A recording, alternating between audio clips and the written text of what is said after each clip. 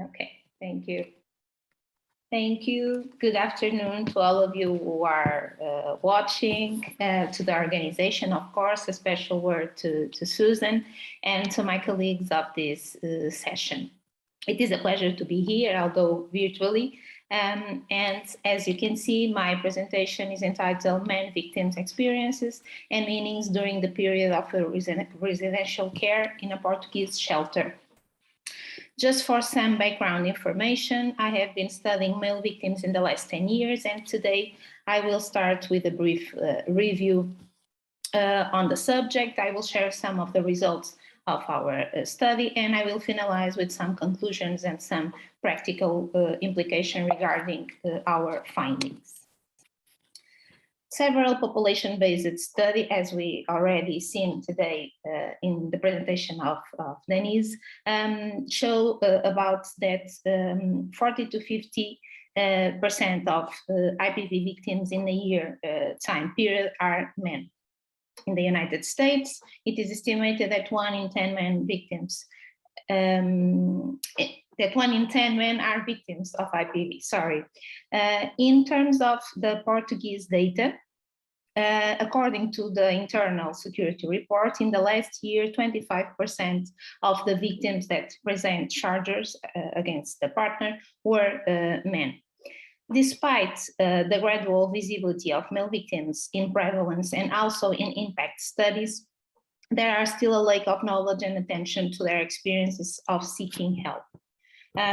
Looking at the world map, looking at the red points, they are small, but I hope that you can see it. We quickly realize that in most countries, there are no services available for male victims, no specific services. Still, we can also realize by the subtitle that there are in the last years that the answer had mostly emerged. So there are also good news. Although several studies in the literature address IPV when the victims are men, few are those that portray their experiences in a shelter. To our knowledge, only 2 studies were realized, and they reveal positive experiences and describe shelters as useful and necessary for the acquisition of skills after the experience of violence. Having all these in consideration, the present study used a qualitative approach to get a deeper knowledge of how men talk about their shelter experiences. In Portugal, there are only 1 shelter for male victims. We have like 40 shelters for women victims and only 1 for male victims. This is an ongoing study and is part of a larger mixed methodology research project.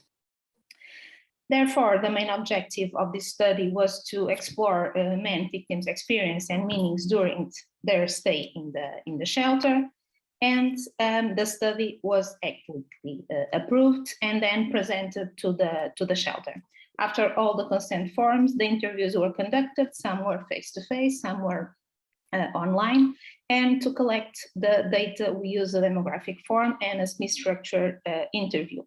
All interviews were recorded, and the data was coded following thematic analysis.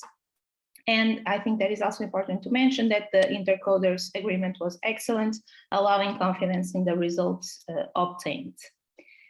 8 men participate in this study. We are talking about a year to collect these men, because the shelter received male victims of domestic violence, not only IPV.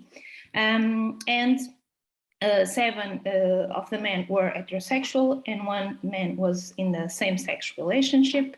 Participants' age vary from 20 to 64 years, and 7 of the men were Portuguese, and the level of education ranged from elementary school to bachelor's degrees. 4 of the men were unemployed at the time of the study, and in average, they were in the shelter for 5 months.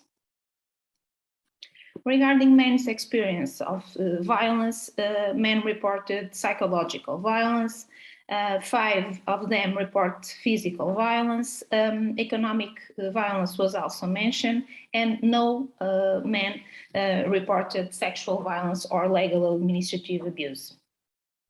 In the slide, I also present 2 quotes to illustrate the psychological violence and the physical violence. For example, one participant said, it was insults, it was talking to friends in front of me saying that I was no longer any good. Or an example of physical violence, she pointed the gun to my head, she threatened me, she bit my face, I started to bleeding, and then she cut me with scissors. All the participants also talked about a negative impact, a severe negative impact of their experience of victimization. Regarding the experience and meanings associated to the life in the shelter, even before knowing how they will be received at the shelter, it was possible to find 2 different scenarios. Some participants mentioned that they were calm because they knew they would be helped and they had a place to stay. But the majority of the participants before entering the shelter mentioned that they were feeling afraid, sadness, and panic. After enter the shelter, almost all participants reported have been positively received at the shelter. In general, the participants reported having positive experiences. They knew that it was a safe place. They were going to be away from the female perpetrator or from the perpetrator. And they also mentioned that they are going to be with people with similar stories, similar life stories to their own, which was also a reassurance. We also try to understand how the shelter works and how it functions and how men deal with that functioning. So regarding the rules, the men mentioned that they were necessary and they accept them easily. So they are minimal and basic rules, in my opinion. They are hygiene rules, schedule issues. I think they are very normal. And in terms of informal relationships, all the participants reported that it was not always easy in the beginning to establish a peaceful relationship with each other. They don't know each other from anywhere, but gradually they managed to overcome these difficulties and establish a positive relationship. In terms of formal relationships, all participants felt support by the team, and they emphasized how efficient the work of the technical team was and how helpful it was. Regarding the personal perception of the shelter, all participants described it as positive. It was an amazing experience and as something that changed their lives. It changed me completely. Participants also mentioned that friendships ended up being created, and the fact that he could go into the street without fear was also important. So overall, these participants recognize how important the shelter was in their lives and describe the shelter as a salvation and the first step to recovery. Also, as positive aspects of their stay in the shelter, the participants highlighted the safety, the change in themselves, the friendships, the opportunity to save money, and the localization. Additionally, they reported that they had access to psychological, social, and judicial support that was also very important in their recovery. After the shelter, all participants aspire to have a different life, to have their children with them, and to have better economic conditions. However, they also mentioned that they still have pending situations, namely at the legal level. So some of them was not able to see their children, and they have also things to share. So this process were also ongoing and were difficult to solve. To sum up and conclude, this study contributes with relevant accounts for male victims' experience and meanings of their stay in the shelter, which so far, at least in Portugal, we only knew about the women's reports. As main points, we want to highlight that this study contributes to understand the positive impacts of the shelter in men's lives. The shelter, in fact, proved to be a central help for the beginning of a new life away from violence. And the participants also emphasized all the time how important the work of the technical team was. It is also important to mention that the men's experience in the shelter were similar to those reported to women. So all the studies that we have on women in shelters, we have similar results.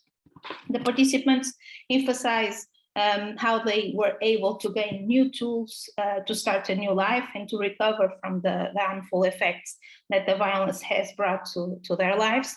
And that if they didn't have this help, they didn't know how to leave the abusive relationship.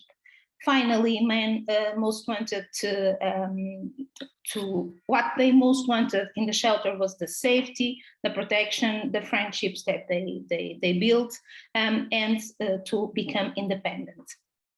It is also important to note that in the participants' perspective, more support are needed for male victims of IPV, as these responses are really essential to minimize the impact that the violence has in their lives. So to conclude, at the macro level, in terms of practical implications, it is important that public policies and measures to fight IPV adopt a more inclusive gender approach, that at the community level, we need to educate in order to challenge the hegemonic masculinity ideal that still prevails and that interfere in victimhood in several ways, preventing men from recognizing themselves and to seek for help. We also need to provide inclusive awareness campaigns in the mass media that demystify stereotypes about who can be a victim of IPV. And at an institutional level, the study is also important for the technical team of the shelters and other professionals to understand that their work is important, and also to frontline professionals that can recommend this support for other men victims. Individually, it is also important to give voice to other men victims and to allow other men to identify as victims and to seek for help. Thank you for your time. I would be more than happy to answer if your questions, if there is any.